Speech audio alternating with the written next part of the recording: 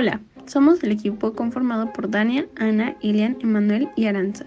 Este es nuestro proyecto final con el tema BPH y cáncer de cuello uterino para la materia de oncología molecular, impartida por la doctora Claudia Aide González de la Rosa. El Premio Nobel de Fisiología o Medicina de 2008 premió 2 descubrimientos de virus que causan enfermedades globales graves. La mitad se otorgó a Harald Suhausen por su descubrimiento de los virus del papiloma humano que causan cáncer de cuello uterino, y la otra mitad conjuntamente a Francois y Gluck por su descubrimiento del virus de la inmunodeficiencia humana. Los descubrimientos tienen en común que ambos han contribuido a reducir el sufrimiento humano, pero en esta presentación nos enfocamos en el descubrimiento de Harald Suhausen. La historia humana ha estado sujeta y moldeada por grandes epidemias, como la peste bubónica, el cólera, la tuberculosis, la viruela, el sarampión y la gripe. Estas enfermedades transmisibles han contribuido a la ruina de pueblos y culturas. No conocen fronteras nacionales y cuando aparecen por primera vez entre un grupo de personas, a menudo son fatales. Así que la carga de salud pública mundial atribuible a los virus del papiloma humano es considerable. Más del 5% de todos los cánceres en el mundo son causados por una infección persistente con este virus. La infección por el virus del papiloma humano es el agente de transmisión sexual más común y afecta al 50 u 80% de la población. De los más de 100 tipos de virus de papiloma humano conocidos, alrededor de 40 infectan el tracto genital y 15 de estos ponen a las mujeres en alto riesgo de cáncer de cuello uterino. Además, el virus del papiloma humano se encuentra en algunos tipos de cáncer de vulva, pene o boca. El virus del papiloma humano se puede detectar en el 99.7% de las mujeres con cáncer de cuello uterino, confirmado histológicamente, y afecta a más de 500.000 mujeres al año.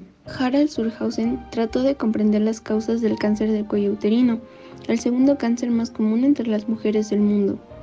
Así que cuando Suhausen afirmó que el virus del papiloma humano, que se sabe induce verrugas en la piel, causaba cáncer, no mucha gente le creyó.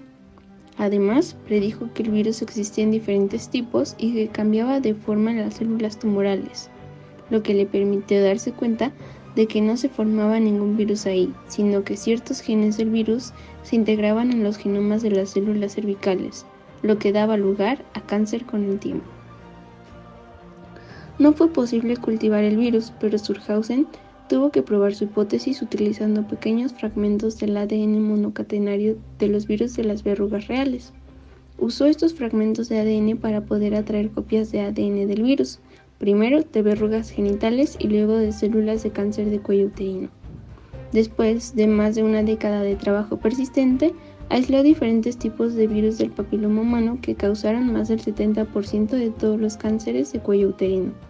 Los genes del virus estaban presentes en el ADN de cada célula cancerosa, las cuales reprogramaron las células sanas para que crecieran sin control. ¿Qué es el cáncer de cuello uterino? Es un tipo de cáncer que se origina en las células que revisten el cuello uterino, el extremo inferior y angosto del útero que conecta la parte superior del útero con la vagina. Es importante señalar que el cuello uterino está compuesto principalmente por 2 partes y está cubierto con 2 tipos diferentes de células. El endocervix, que está cubierto de células glandulares, y el exocervix, que está cubierto de células escamosas. Estos 2 tipos de células pueden encontrarse en una misma zona, la llamada zona de transformación. Cuando las células sanas del cuello uterino cambian y proliferan sin control, forman una masa llamada tumor. Estos cambios que experimentan las células son anormales, es decir, no cancerosos, pero son el primer paso en una serie de cambios lentos que pueden llevar al cáncer. El cáncer de cuello uterino se forma lentamente a lo largo del tiempo. Antes de que este cáncer se forme, las células desarrollan cambios precancerosos que se clasifican en una escala de 1 a 3 en función de la cantidad de tejido que se vea normal.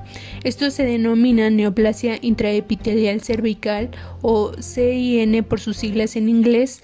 La CIN1 se considera el precáncer de cuello uterino menos grave y la CIN3 es el precáncer más grave.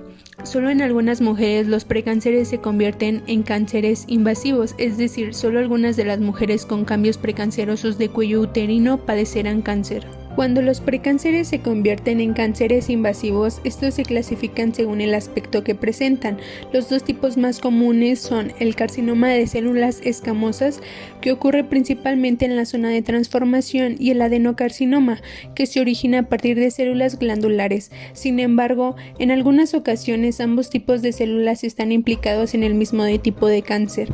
Estos tumores se llaman carcinomas adenoescamosos o carcinomas mixtos. Existen muchos factores que aumentan la probabilidad de desarrollar este tipo de cáncer. La infección por el virus del papiloma humano es el factor de riesgo principal, aunque también se encuentra la edad y haberse expuesto a medicamentos para la prevención de abortos espontáneos cuando se estuvo presente en el útero de la madre. Debido a que la infección por el virus del papiloma humano es el factor de riesgo principal, los factores de riesgo que aumentan el riesgo de infección por el VPH son tener un sistema inmunitario débil como consecuencia de poseer otras infecciones de transmisión sexual o tomar medicamentos para evitar el rechazo de un órgano, tener muchas parejas sexuales o tener relaciones sexuales a una edad temprana. En las mujeres con la infección por el VPH, los factores de riesgo que aumentan el riesgo de cáncer de cuello uterino son fumar cigarrillos, dar a luz a muchos hijos o tomar anticonceptivos orales por mucho tiempo. El cáncer de cuello uterino no causa signos ni síntomas, pero a veces se detecta al comienzo durante los exámenes de rutina, como las pruebas para detectar el VPH o pruebas para detectar células anormales en el cuello uterino. Los signos y síntomas del cáncer de cuello uterino más avanzado incluyen sangrado vaginal después de las relaciones sexuales, entre periodos o después de la menopausia, flujo vaginal acuoso y con olor fétido, y dolor pélvico o dolor durante las relaciones sexuales. Para entender cómo funcionan las vacunas contra el virus del papiloma humano, es necesario entender cómo se infecta una célula con este. Entonces, hablemos del ciclo de replicación viral. Los papilomavirus tienen una alta especificidad por células epiteliales escamosas. En estas células se sintetizan las nuevas partículas virales. Todo comienza con el establecimiento del virus en el tejido, donde el virus ingresa al organismo por alguna lesión cutánea. Entonces, los virones ingresarán a la célula por la interacción con la proteína L1 viral y la superficie celular. Esta interacción permitirá al virus entrar a la célula mediante endocitosis. Posteriormente, el desnudamiento del virón y la salida del genoma viral ocurren en el endosoma, para que así el genoma viral migre al núcleo celular. Una vez dentro del núcleo, el genoma viral es transcrito utilizando las maquinarias de transcripción de las células infectadas. Esto conlleva la producción de proteínas virales necesarias para la replicación y el mantenimiento del genoma viral. Con esto, el virus logra producir copias de este que saldrán de la célula e infectarán otras células cercanas. Ahora, una vez que la célula está infectada, se puede activar una serie de mecanismos propios del sistema inmune que detecten esta infección y lleven a la célula a un proceso de apoptosis.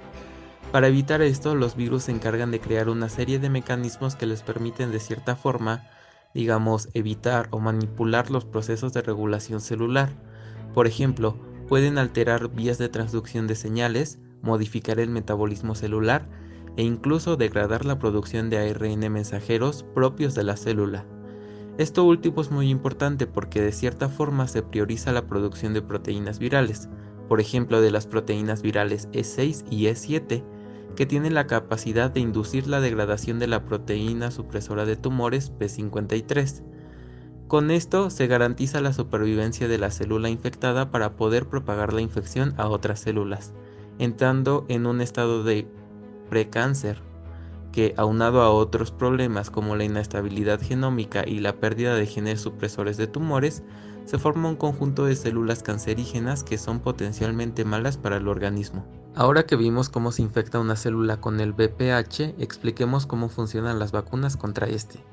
Básicamente están hechas de partículas similares a virus que están formados por elementos de la superficie del VPH, en este caso una proteína recombinante, que es la L1, la cual es clave para la entrada del virus a la célula. Las partículas similares a virus no son infecciosas porque no contienen el ADN del virus. Con la aplicación de la vacuna se estimula al cuerpo para que produzcan anticuerpos que, en encuentros futuros con el VPH, se unirán al virus y limitarán la infección de las células. En la actualidad existen 2 vacunas contra el virus del papiloma humano licenciadas en México y en varios países. La primera es Gardasil y la segunda es Cervarix. Pasemos a describir una serie de características de estas. Comencemos con Gardasil. Esta es una vacuna tetravalente que contiene los serotipos 16, 18, 6 y 11 del virus del papiloma humano, considerados los 2 primeros de alto riesgo y de bajo riesgo los segundos. Está reportado que algunas vacunas incluso contienen otros serotipos del virus.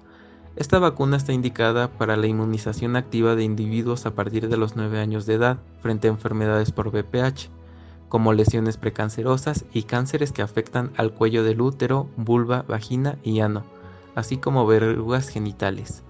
La aplicación de esta vacuna se administra en 2 dosis separadas por un periodo de 6 a 12 meses. En estudios clínicos que evalúan esta forma de administración se ha observado que Gardasil es efectiva contra los tipos de VPH que causan aproximadamente el 90% de los cánceres cervicales. Por último, es importante resaltar que la aplicación de la vacuna tiene algunas reacciones adversas, que se suelen manifestar en las primeras 24 horas posteriores a la aplicación. Por ejemplo, afectaciones en los sistemas nervioso y gastrointestinal que incluyen cefalea, náuseas y vómito, además de afecciones cutáneas en el sitio de aplicación como enrojecimiento, hinchazón e incluso urticaria. La vacuna Cervarix es una vacuna bivalente que contiene los serotipos de alto riesgo 16 y 18. Está indicada para personas a partir de los 9 años de edad para la prevención de lesiones anogenitales premalignas y cáncer de cervix y ano.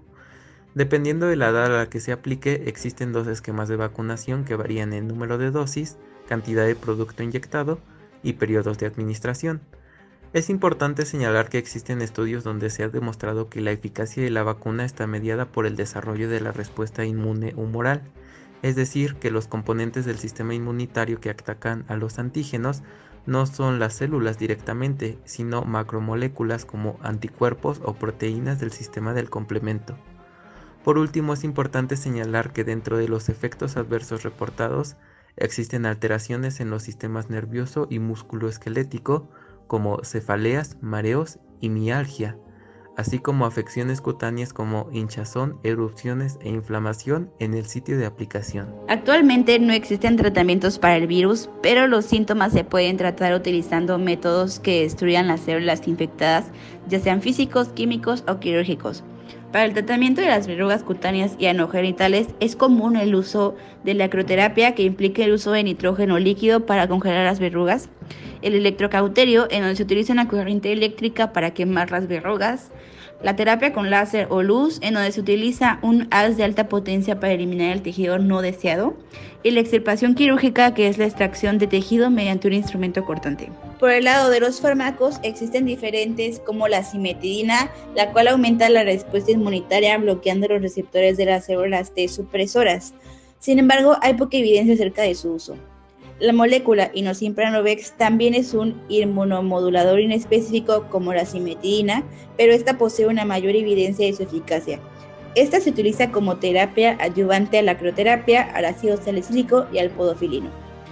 El imiquimod, que es un análogo de nucleótidos que aplicado en forma tópica actúa como un modificador de la respuesta inmune, es decir, podría mejorar la capacidad del sistema inmunitario para combatir el virus del papiloma humano. Algunos de los efectos secundarios comunes son enrojecimiento e hinchazón en el lugar de la aplicación. También está el fluoracilo, que es una crema de aplicación superficial o intravaginal eficaz para la eliminación de lesiones provocadas por el VPH. En la actualidad es poco utilizado por su poca respuesta en la práctica clínica y la presencia de efectos colaterales como la erosión e irritación. Para el tratamiento específico de las verrugas cutáneas se utiliza el ácido salicílico. Los tratamientos que contienen ácido salicílico actúan eliminando poco a poco las capas de una verruga. No debe utilizarse en áreas extensas ni en altas concentraciones.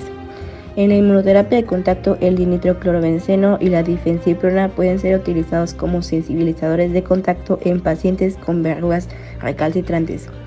Este tratamiento no se utiliza en verrugas faciales ni genitales porque puede producir reacciones adversas.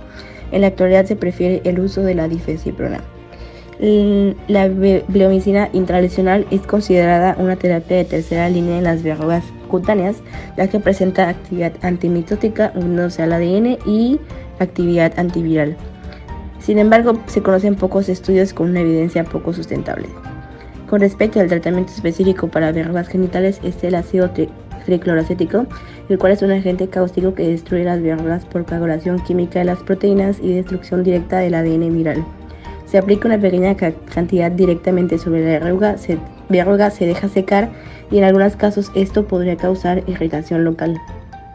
El podofilino es un extracto alcohólico de rizomas y raíces de plantas que presenta un efecto antimitótico al unirse en forma irreversible a la tuberina, siendo capaz además de destruir los virones del BPH en 85% de las verrugas tratadas. En el caso de la podofilotoxina, actúa destruyendo el tejido de las verrugas genitales. Es un extracto purificado de la podofilina que se une a los microtúbulos, inhibe la mitosis e induce necrosis de las lesiones. Finalmente, el cidofovir, el cual es un análogo de nucleótidos que actúa sobre el ADN viral, se aplica en crema 100 cuidados a la semana y el único efecto adverso encontrado fue el dolor. En México, desde 2006, el cáncer de cuello uterino es la segunda causa de muerte por cáncer en la mujer. Se estima que anualmente hay una ocurrencia de 13.960 casos en mujeres, con una incidencia de 23.3 casos por cada 100.000 mujeres. Con incidencia queremos referirnos a la frecuencia con que ocurren nuevos casos basada en el número de personas en riesgo. La distribución de los casos de cáncer de cuello uterino en relación al grupo de edad muestra un incremento a partir de los 35 años, siendo el grupo de 50 a 59 años de edad quien registra el mayor porcentaje de 22.2% de todos los casos en el año 2017. En este mismo año se registró que el 77.5% de los genotipos reportados de BPH corresponden a BPH de alto riesgo, un 10.1% a BPH 16, un 4.2% a BPH 18 y el resto fueron debidos a coinfecciones de estos mismos genotipos. Las entidades con una mayor tasa de mortalidad por cáncer de cuello uterino son Chiapas con una tasa de 19.7, Quintana Roo con 17.7, Morelos con 16, Yucatán con 15.6, Veracruz con 14.4 y Oaxaca con 13.5. En relación a la clasificación histológica, el 68.5% de los cánceres registrados corresponden a carcinoma epidermoide invasor, un 11.8% a carcinoma epidermoide microinvasor, un 10.5% adenocarcinoma endocervical in situ, un 3.9% adenocarcinoma endocervical invasor, y el resto se encuentra asociado a otros tipos histológicos. En un panorama mundial, el cáncer de cuello uterino es la 10ª neoplasia más frecuente en la población mundial y la 4ª más frecuente entre las mujeres, siendo la región de África subsahariana la que presenta la prevalencia más alta con un 24%, seguido de ella está América Latina y el Caribe con un 16.1%. Como ya se mencionó, la infección por el virus del papiloma humano está fuertemente asociada con la progresión para el cáncer cervical, causando que anualmente se registren 530.000 casos nuevos de cáncer cervical en el mundo, causando cerca de 266.000 muertes.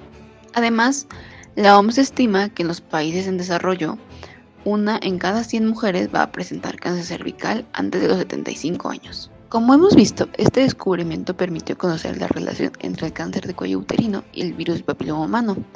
Esto ha facilitado la producción de vacunas, de tratamientos y también ha ayudado a conocer los factores de riesgo. No hay que olvidar que este cáncer es un problema social mundial que afecta tanto a las mujeres en países en desarrollo como a las mujeres de los países desarrollados, y por ello es importante que las mujeres se apropien de una cultura del autocuidado de la salud, asistiendo a revisiones médicas y, más importante aún, previniendo con la vacuna. Muchas gracias por su atención. A continuación, nuestras referencias.